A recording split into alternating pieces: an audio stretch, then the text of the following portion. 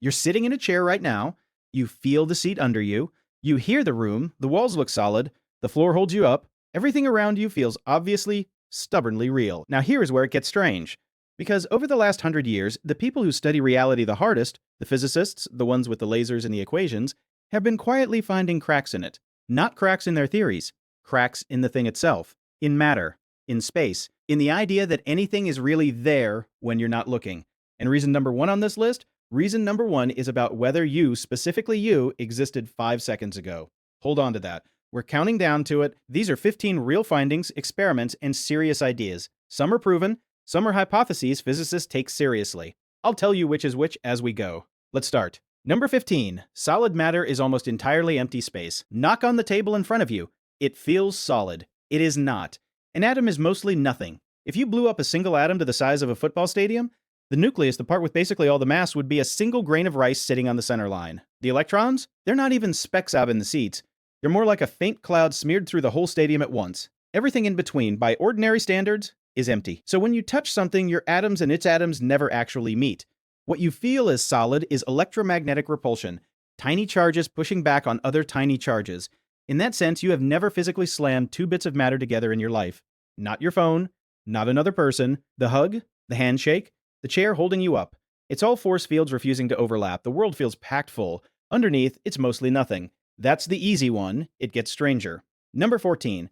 Particles change their behavior when they're measured. This is the famous double slit experiment, and it is genuinely one of the strangest things ever recorded. Fire tiny particles electrons, one at a time, at a wall with two slits in it. Logic says each electron goes through one slit or the other and you get two stripes on the screen behind. That is not what happens. You get an interference pattern, many stripes, as if each single electron went through both slits at once and rippled like a wave. Fine, weird. But here's the part that surprises people. Put a detector at the slits to record which one each electron actually goes through. The instant that which path information is captured, the rippling stops, the electron picks one slit, the wave pattern collapses into two boring stripes. And, to be precise, because this gets misreported constantly, it is not about a human watching. The interference vanishes the moment a detector records which path the particle took, whether or not any person ever looks at the readout. The act of measurement is a physical interaction, not a conscious stare. Mainstream physics does not say your attention bends reality, it says something far stranger. The particle simply has no definite path until that path is forced into the record. Number 13. A single particle can be in many states at once. It's called superposition. Before you measure a quantum particle, it doesn't have one definite location or one definite spin. It exists as a blur of every possibility at the same time, each with its own probability. Not, we don't know which one yet. In the math, it is genuinely all of them at once, until something pins it down. Though I'll be honest, whether that blur is really there or just describes our information is itself something physicists still argue about. You've heard of Schrödinger's cat. The cat in a box, both alive and dead until someone opens it. Skip the cat for a second because everyone uses the cat. Here is the line that should actually land. You are made of these particles. Every single atom in your body is running on the same fuzzy, undecided logic right now. The solidity you feel, the thing reading these words, is built on a foundation that underneath hasn't fully committed to being any one thing. Number 12. The moon may not be there in any definite way when nobody looks. That's not a poem. That's close to a question Einstein actually asked. He wanted to know, is the moon there when no one is checking, in the same solid, definite way it is when you look up at it? And the strange truth is, our best physics is weirdly silent on that. This is called the measurement problem, and physicists have argued about it for a century. The equations describe particles as that spread out cloud of possibilities, but every time we actually look, we find one definite outcome. So what flips the blur into a fact? Nobody agrees. That is the scandal at the center of physics. The most taught interpretation basically says the act of measurement collapses the cloud into a single reality and then goes quiet on what even counts as a measurement. Properties might not be sitting there waiting for you. They might only get pinned down in the act of being measured. We feel like the world exists fully formed whether we watch or not. The physics will not confirm that for you. Number 11. A choice made now seems to affect the past. This is the delayed choice quantum eraser, and it is the experiment that breaks people's brains. It's a version of the double slit. But the trick is this. The decision about whether to record which path a particle took is made after the particle has already hit the screen, and the result lines up with the choice made later. Erase the path information after the fact, and the wave pattern appears. Keep it, and it doesn't. The particle behaves as if it already knew what was going to be decided. Now, physicists are careful here, and so am I. This does not let you send a message to the past. The standard reading is not that time ran backward, it's that the information was never truly definite in the first place, and the pattern only shows up once you sort the results by their partner particles. so nobody is rewriting history. But the cleanest description of what's recorded is that a present choice changes what we can say about an event that already happened. The neat little arrow of cause then effect, the thing your whole life is built on, gets fuzzy at the edges. Number 10. Two particles act as one across any distance. Quantum entanglement. Take two particles, link them, then separate them. A meter apart, a mile. Opposite ends of the galaxy. Measure one and the other is found to be perfectly correlated with it no matter how far apart they are. Now I have to be careful, because this is the most overhyped result in physics. No signal travels between them. You cannot use this to send a message faster than light. Each particle on its own looks completely random. The eerie correlation only shows up later, when you bring the two sets of results together and compare them. Nothing is whispering across space in a way you could ever use. Einstein still hated it. He called it spooky action at a distance, and was sure it meant the theory was broken. It wasn't broken. The spookiness is real, and we use it now in quantum computing and in encryption. But chew on the implication. Either there's a hidden connection that ignores distance entirely, or the particles never had separate independent realities to begin with. Both options are bad for the idea of a normal universe, and that is the appetizer for what's coming. Number 9. Space-time might be pixelated. You think space is smooth, infinitely smooth. You can always cut a distance in half, then half again. Forever. Maybe not. Several leading approaches to quantum gravity suggest there's a smallest possible length, the Planck length, about 1.6 times 10 to the minus 35 meters. To put that in perspective, that is roughly 100 billion times smaller than a single proton. Below that size, the very idea of distance may stop making sense. If that's true, reality has a resolution, a pixel size, just like a screen or a video game that only renders detail down to a certain point.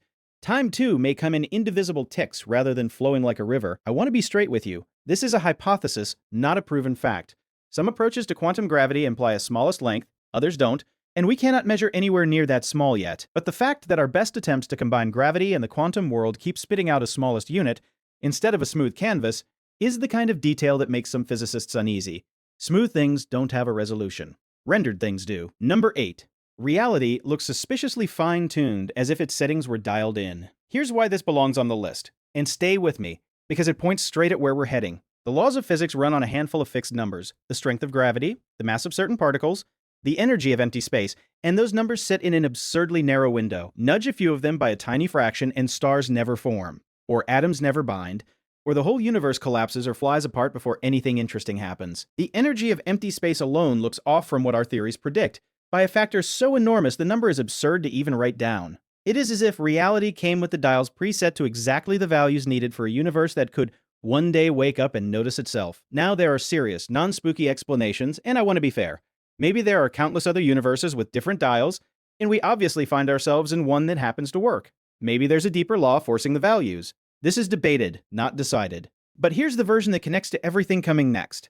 A reality whose settings look dialed in is, at the very least, the kind of thing you'd expect to find if reality were configured, if it were running on settings someone or something could set.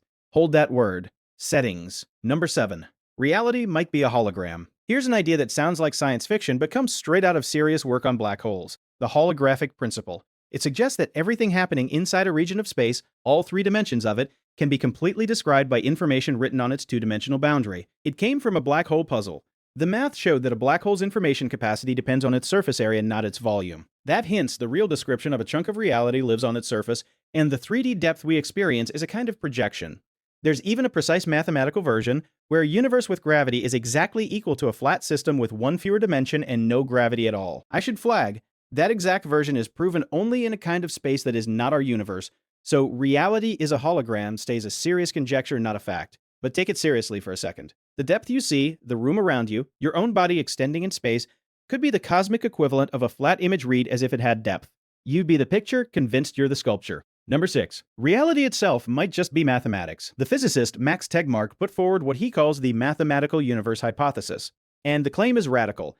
It's not that the universe is described by math, it's that the universe is math. That at the deepest level there is no stuff, no physical substance underneath it all. There are only mathematical structures, relationships, patterns, and we are self-aware patterns inside one of them. Think about why this is so hard to shake off. Why does math describe reality so perfectly? Why can someone scribble an equation on paper and predict a planet nobody has ever seen? One answer is that the fit is so perfect because there was never anything but math there to begin with. The physical world is just what the math feels like from the inside. This is philosophy as much as physics, and Tegmark would agree it's a hypothesis, not a proof. But it's a serious idea from a serious physicist. And if it's right, the warm solid world you live in has exactly as much physical substance as the number 7, which is to say, none. Okay, stop. Up to now, you could shrug this off. Empty atoms, weird little particles, abstract math. You could tell yourself it's all happening in a lab far away to things too small to matter.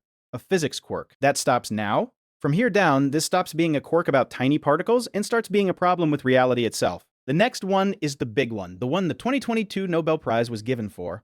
And remember, the very last one on this list is about whether you yourself existed a minute ago. Stay with me, because the final 3 rewrite what you are. Number 5. The universe is not locally real, and this one has a Nobel Prize. In 2022, the Nobel Prize in Physics went to 3 scientists, Alan Aspect, John Clauser, and Anton Zeilinger, for experiments that settled a question Einstein started. The question was whether particles have definite properties before you measure them, set in advance, with no spooky long-distance connections. That comfortable, common-sense picture has a name: local realism. Their experiments, refining a brilliant test designed by physicist John Bell, showed that local realism is false. Let me be precise, because this matters. It does not mean the universe is a hoax or that nothing exists. It means reality cannot be both local, where nothing influences anything faster than light in the simple way, and real, where properties have definite values before they're measured. At least one of those comfortable assumptions has to go. So either things genuinely don't have definite properties until measured, or there are connections that ignore space entirely. Nature was forced to confess, under the most careful experiments we can build, that the cozy version of reality, solid objects with fixed properties just sitting there independent of us, is simply not how the world works at bottom. That is not a hypothesis. That is a Nobel Prize. Number 4. 2 observers can record 2 contradictory facts. This is the Wigner's friend problem. In recent versions, push it to a breaking point. Imagine a scientist inside a sealed lab measures a particle and gets a definite result. Call it A. From their point of view, that is a settled fact. Now, imagine a second observer outside the sealed lab, describing the whole lab, scientist included, as one big quantum system still in superposition, still undecided. So you have one observer for whom a fact has definitely happened, and another for whom it definitely has not happened yet. 2 valid observers, 2 contradictory accounts of the same event. And refined theoretical results suggest that under a few very reasonable assumptions, these views can't always be forced into one shared story. Sit with that. We assume there is one reality, one set of facts everybody shares, even if we see it from different angles. This says maybe not. Maybe facts are relative to the observer. Which assumption you throw out to escape the paradox is still fiercely debated, so this is interpretation, not the final word. But the possibility itself is unsettling. Your reality and mine might not be. 2. Number 3. You might be living in a simulation. The philosopher Nick Bostrom laid this out as a tight logical argument, and it's harder to dismiss than it sounds. And here's the part most people get wrong. It is not a flat claim that we are simulated. It is a fork. At least one of 3 things must be true. 1. Civilizations almost always wipe themselves out before they get powerful enough to simulate conscious minds. 2. Civilizations that do get that powerful almost never bother running such simulations. Or 3. We are almost certainly living inside one. Look at why door 3 is so hard to shut. If detailed simulations of conscious beings are ever possible, and even a few civilizations run them, then simulated minds would massively outnumber the original flesh and blood ones. And if that's the case, a randomly chosen conscious being, you, would more likely be one of the simulated many than the rare original. And remember everything we've already covered. A possible pixel-sized smallest length, particles that stay undefined until something records them, like a game rendering only what's on screen to save processing.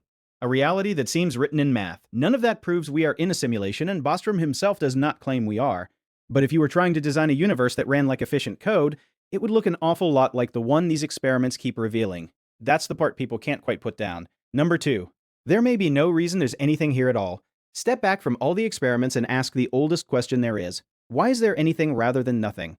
As far as we can tell, there's no law that demands a universe exist. No matter, no space, no time, no you. And yet here is all this. Stars, galaxies, a person watching a video about whether they're real. Nobody has an answer. Not physics, not philosophy. Now, I'll be fair, this is metaphysics, not a lab result. Some thinkers argue nothing might be unstable or that nothing isn't even a coherent idea. But the plain version still lands hard. The existence of something instead of nothing is, so far, completely unexplained. And once you really feel that, the universe tips over from feeling like a solid given into feeling like an improbable exception. You're not a mistake in it. You're the unlikely thing that did happen, sitting inside the cosmos that didn't have to. And that is exactly what makes being here worth being curious about instead of taking it for granted. And number 1, you might be a momentary fluctuation that only thinks it has a past. Remember the promise at the start? That this one was about whether you existed 5 seconds ago? Here it is. It's called the Boltzmann brain problem. and it falls out of real physics about random fluctuations in a vast, long-lived universe. The reasoning goes like this.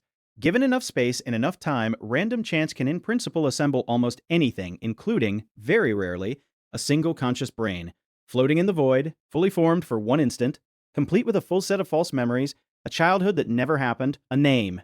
This exact moment of watching this, all fabricated in the instant the brain congealed out of noise. And here's the twist. In some models of the universe, these random flicker brains would massively outnumber brains like ours that evolved the slow way over billions of years, which would mean statistically that a conscious observer is more likely to be one of the random ones. So how would you tell you're not? Any evidence you reach for, your memories, the room, this screen, would have come bundled in the fluctuation too. You'd feel exactly as real as you do right now. But here's the part the headlines leave out, and it actually matters.